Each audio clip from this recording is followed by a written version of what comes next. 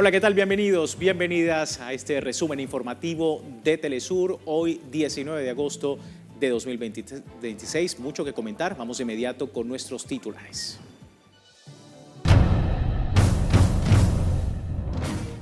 Comunidades indígenas en Colombia exigen soluciones inmediatas ante la falta de presencia institucional en los territorios más apartados.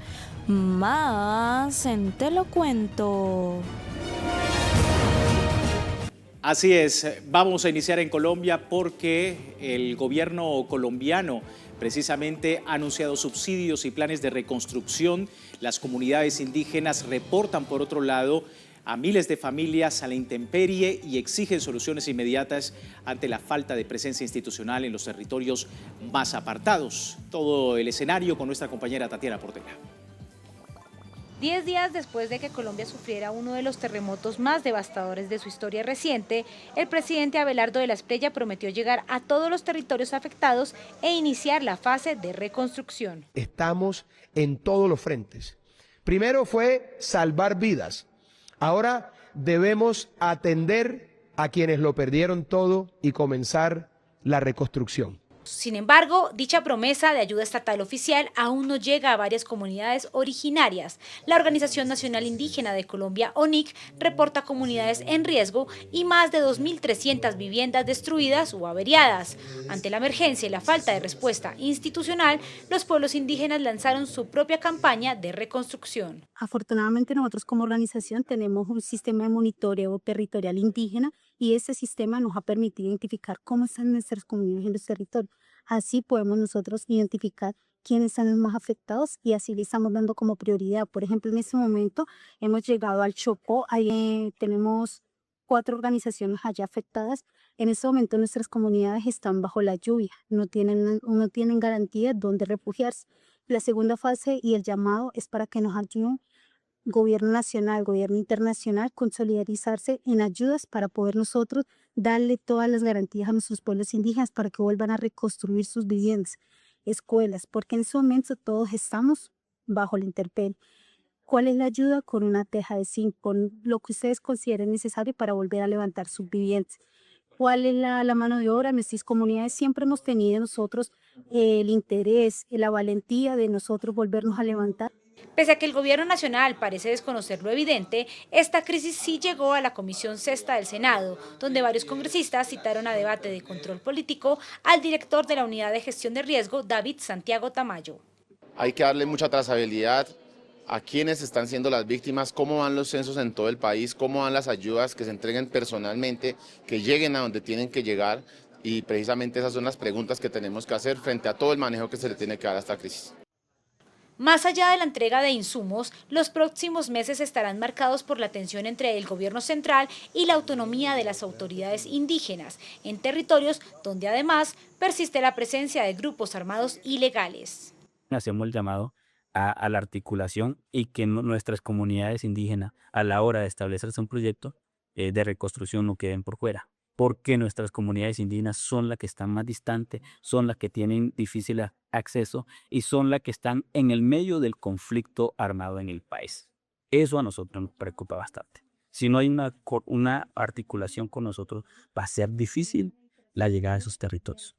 A las familias que perdieron sus viviendas, les quiero decir que no están abandonadas, no están solas.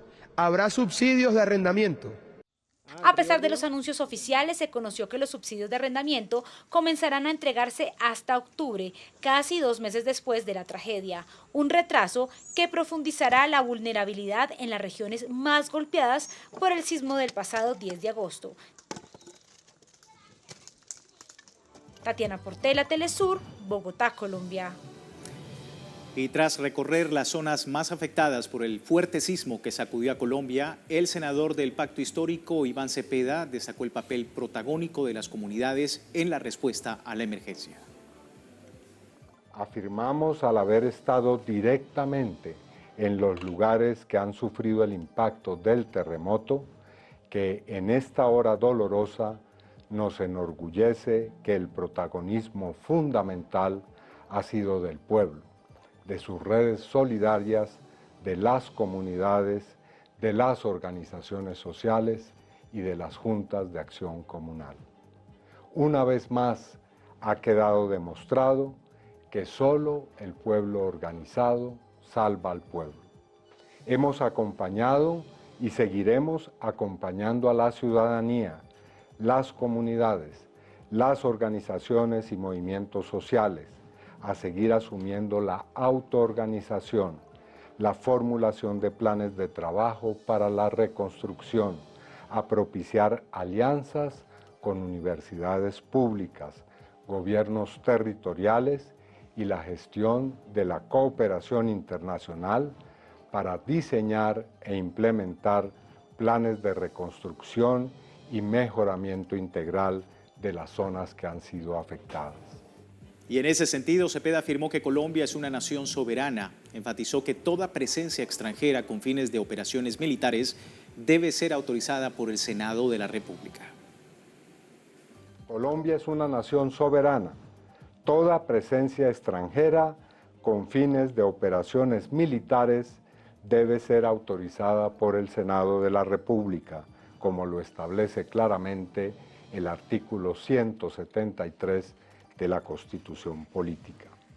Séptimo, llamamos a todas las fuerzas políticas a concertar de manera ágil una herramienta normativa que permita realizar la contratación directa del Gobierno Nacional con las juntas de acción comunal y con las organizaciones comunitarias para adelantar los planes y obras de reconstrucción, mejoramiento integral de las zonas afectadas. Colombianas y colombianos, en esta hora difícil debemos estar unidos alrededor de lo esencial, la vida, la dignidad, la solidaridad y la soberanía de Colombia. Que ninguna familia damnificada quede sola, que ninguna comunidad sea olvidada por más lejano que sea el sitio rural en el que esté, y que de esta tragedia surja, junto con la reconstrucción material, un acuerdo nacional sobre el deber de proteger nuestra naturaleza, nuestra gente y nuestra patria. El expresidente de Colombia, Gustavo Petro, aseguró que las acciones del gobierno de Abelardo del Espriella de rechazar ayuda internacional y politizar la asistencia ha tenido consecuencias fatales para los afectados por el terremoto en el país. Llevó a Abelardo a parcializar la ayuda a una acción que en realidad es una inteligencia militar en terreno de Colombia por Israel. Sin experiencia en sacar sobrevivientes de edificios derruidos que ellos mismos derruyen, rechazar la ayuda internacional general, humana, y politizarla ha cobrado centenares de vidas que murieron innecesariamente. Hay 426 desaparecidos hoy. No sabemos si vivos o muertos, y la cifra es mayor de los fallecimientos que hasta ahora se reclaman.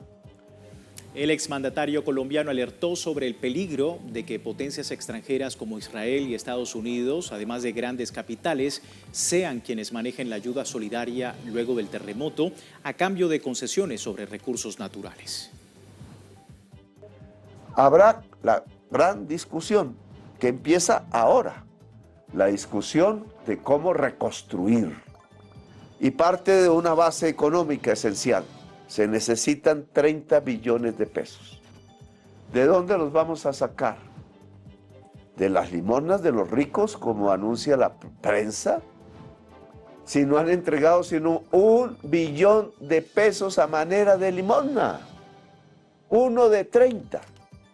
Llegarán con más endeudamiento público con el FMI, como hizo Duque con el COVID, o con otros endeudamientos.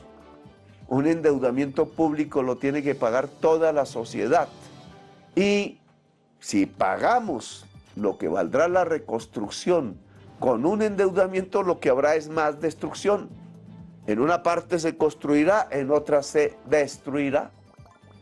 Los israelíes y estadounidenses dirán, seguramente al gobierno, que con oro, que con tierra, que con contratos de fracking de petróleo, que las esmeraldas, que las riquezas naturales que tiene el territorio.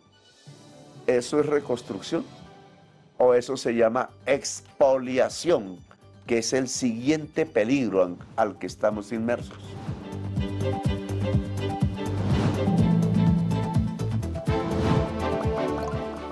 Vamos a la red social X con esta reacción de la senadora por el Pacto Histórico, María Eugenia Londoño, quien ha dicho: solo el pueblo salva el pueblo.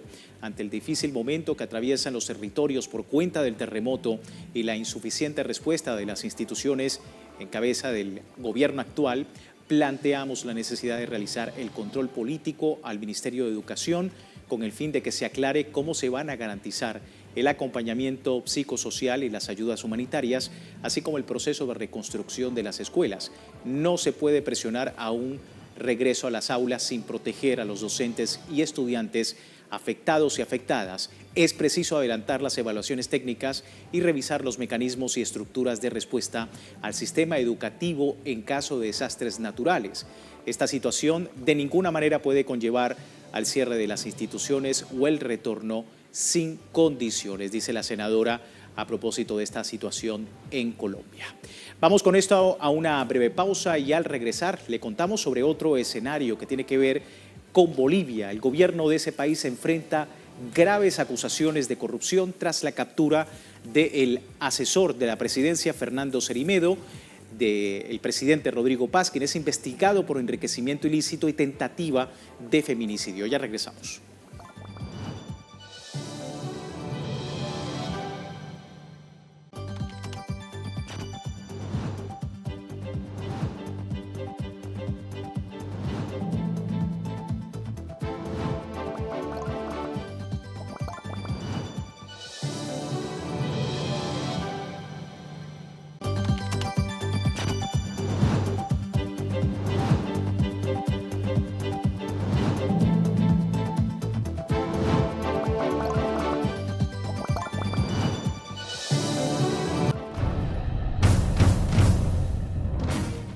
El gobierno boliviano enfrenta acusaciones de corrupción tras la captura del asesor del presidente Rodrigo Paz, Fernando Cerimedo, quien es investigado por enriquecimiento ilícito y tentativa de feminicidio. Más en Te lo cuento.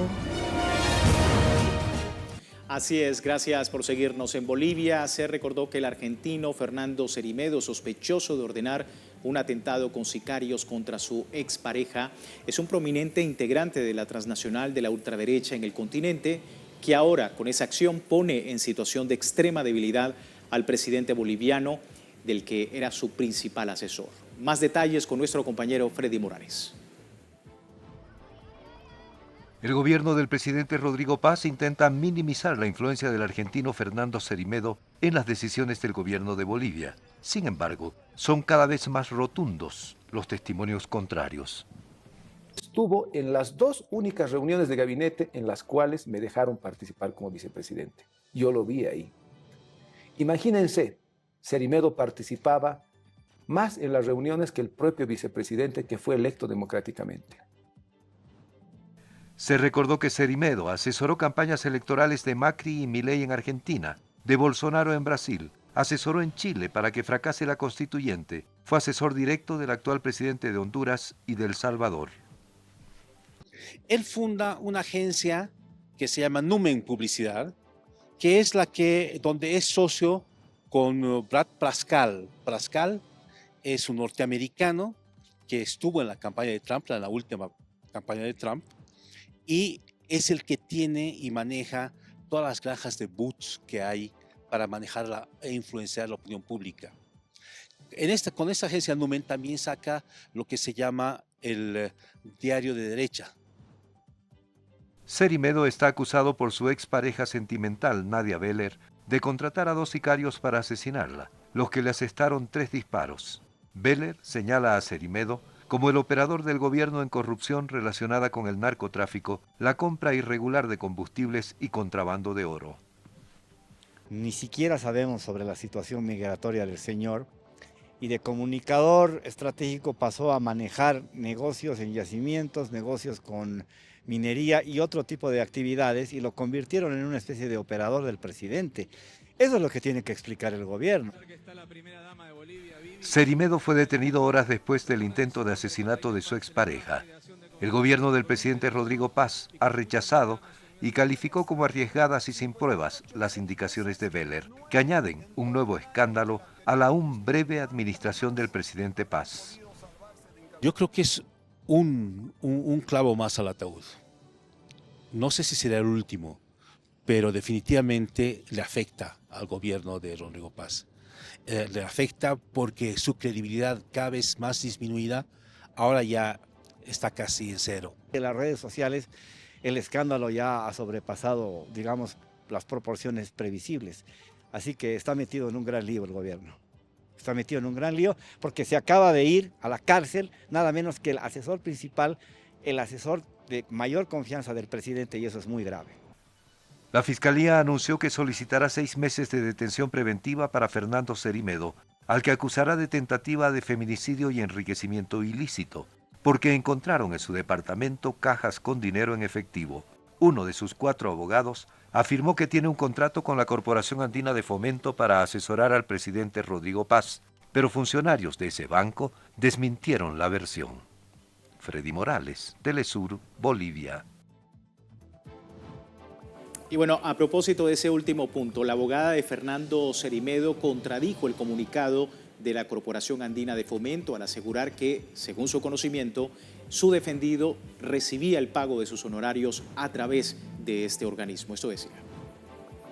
¿Cómo es que él se sostenía o quién le pagaba a él por sus servicios como asesor externo del gobierno? Tenemos conocimiento, bueno, de mi persona y de lo que lo asesoramos a Fernando, que era la CAF que le cancelaba los honorarios, y otro organismo internacional. El nombre del otro organismo no lo conozco. Nos está llegando recién el día de mañana para poder asumir su defensa y desvirtuar sus riesgos procesales de él, ¿no? Y las declaraciones de la abogada de Fernando Cerimedo llegan luego de que la Corporación Andina de Fomento emitiera un comunicado en el que negara algún vínculo con el asesor del gobierno de Rodrigo Paz, Fernando Cerimedo. La abogada de esta persona, Margarita Arce, declaró que los pagos de honorarios de su defendido los recibía justamente a través de este organismo y contradiciendo así este comunicado de la institución bancaria. La CAF aseguró estar a la orden de las autoridades para esclarecer los hechos.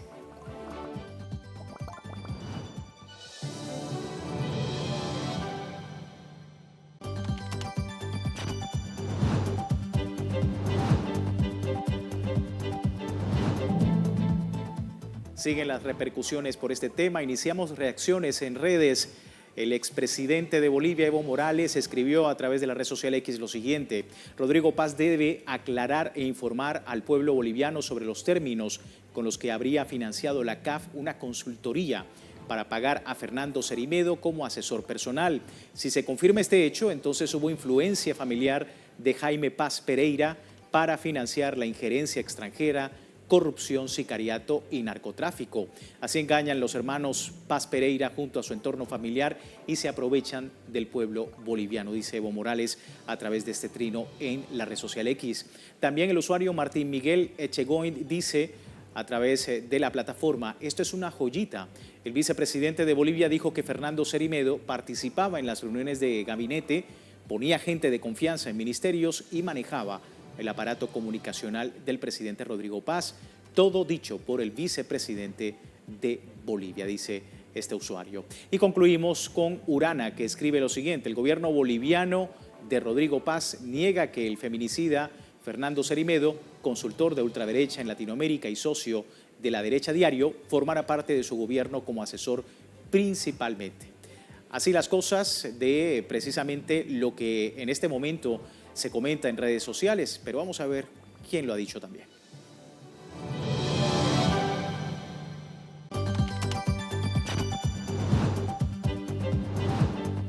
Y bueno, así lo dijo durante una entrevista en nuestro programa El Mundo desde el Sur el sociólogo Jean-Paul Guevara, quien analizó la coyuntura política boliviana, señalando la influencia de la ultraderecha internacional y cuestionando también la gestión gubernamental por su debilidad de improvisación. Eso decía. Pero el señor Cerimedo no solamente tiene el tema de Andis en Argentina, él tiene un proceso abierto en Argentina por haber vendido un departamento a 2 personas diferentes.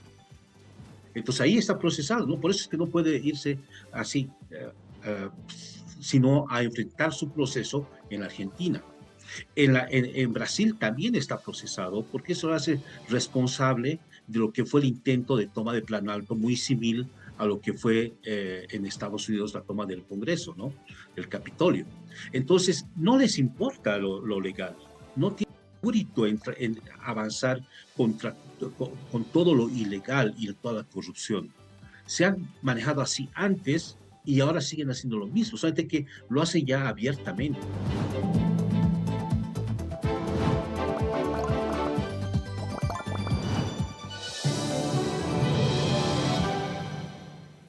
Vamos ahora a nuestra conexión Asia-Occidental. El presidente de los Estados Unidos, Donald Trump, anunció lo que ha calificado como una operación económica aplastante jamás llevada a cabo en contra del pueblo de Irán.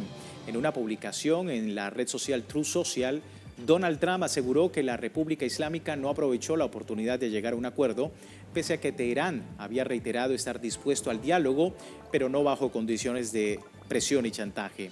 El mandatario amenazó con imponer enormes consecuencias económicas a cualquier país que permita que sus instituciones financieras, empresas, aeropuertos o agencias gubernamentales proporcionen un salvavidas a Irán, solicitando aliados de Estados Unidos a aislar al gobierno iraní, esto recrudeciendo el cerco económico contra la nación de Asia Occidental. Y en ese contexto, Irán advirtió a estados del Golfo Pérsico no respaldar acciones bélicas de Estados Unidos ni permitir tampoco el uso de sus territorios para atacar a la nación persa. El jefe mayor de la Fuerza Armada, Ali Abdullah-Ali, afirmó que no permitirán que Washington utilice territorios de la región para agredir a Irán, por lo que mantienen una vigilancia activa en el Golfo Pérsico. Y bueno, las fuerzas israelíes ejecutan una campaña de redadas ilegales en la Cisjordania ocupada, incluido el estallido de enfrentamientos. Según fuentes locales, fuerzas israelíes han lanzado gases lacrimógenos y granadas aturdidoras al sur de Nablus, provocando enfrentamientos con jóvenes palestinos. Informan además que los militares israelíes saquearon numerosas viviendas en diversos barrios y transformaron algunas en puestos militares mientras bloqueaban carreteras. Muy atentos a toda esta situación en Asia Occidental. Con esto vamos ahora a información en economía, deporte y cultura. Veamos.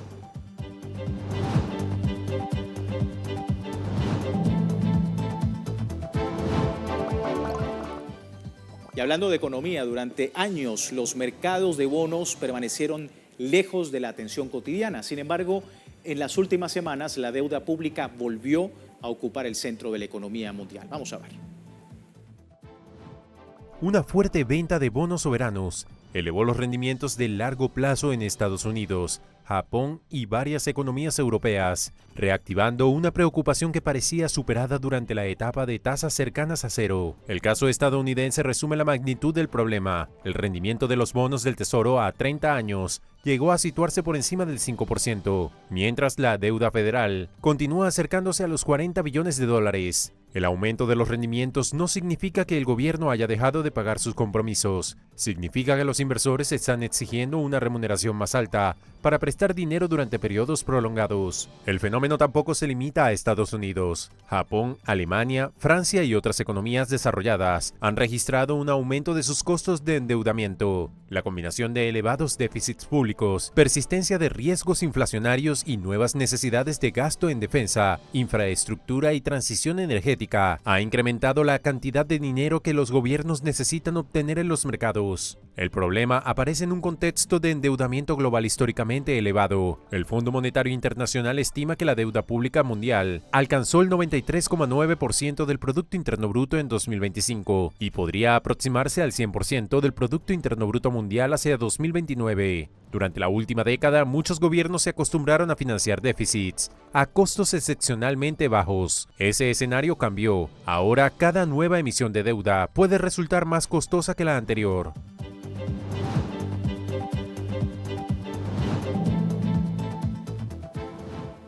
Lima albergará la cuarta edición del torneo sudamericano sub-20 de fútbol playa en el estadio Playa Agua Dulce, donde 10 selecciones suramericanas van a competir por el título continental. Todo está listo en Lima para el inicio del Campeonato Sudamericano Sub-20 de Fútbol Playa, certamen juvenil de la disciplina que se disputará del 22 al 30 de agosto con la participación de las 10 selecciones pertenecientes a las asociaciones miembros de la Confederación Sudamericana de Fútbol. En esta competencia continental, dividida en una primera fase de grupos y una fase final, dirán presente el anfitrión Perú, junto a destacadas selecciones de la región como Brasil, Uruguay, Argentina, Venezuela y Paraguay, entre otras, las cuales buscarán alcanzar la gloria y quedarse con el máximo título sudamericano de la categoría.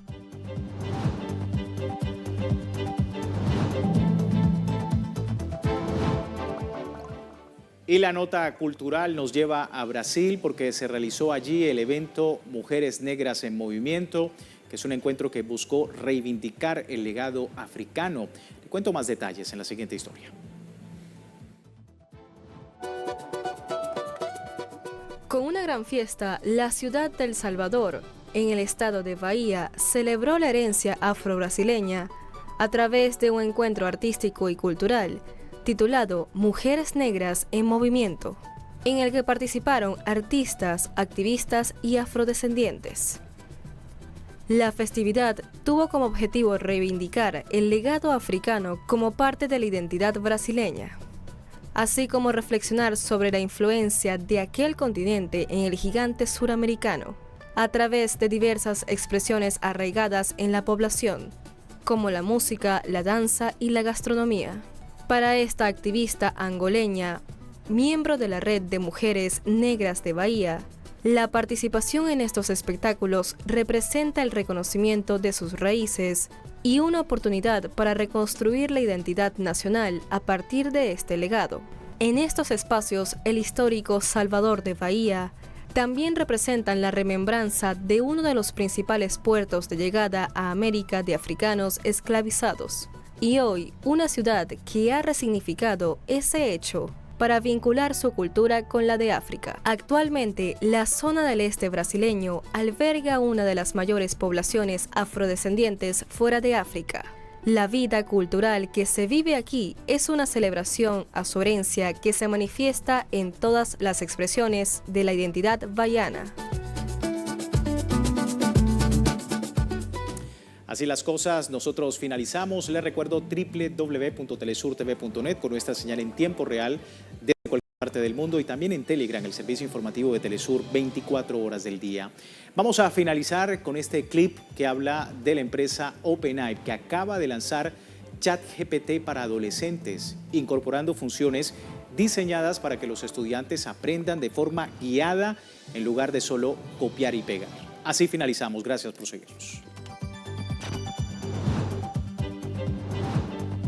Copiar los deberes de la escuela usando inteligencia artificial tiene sus días contados.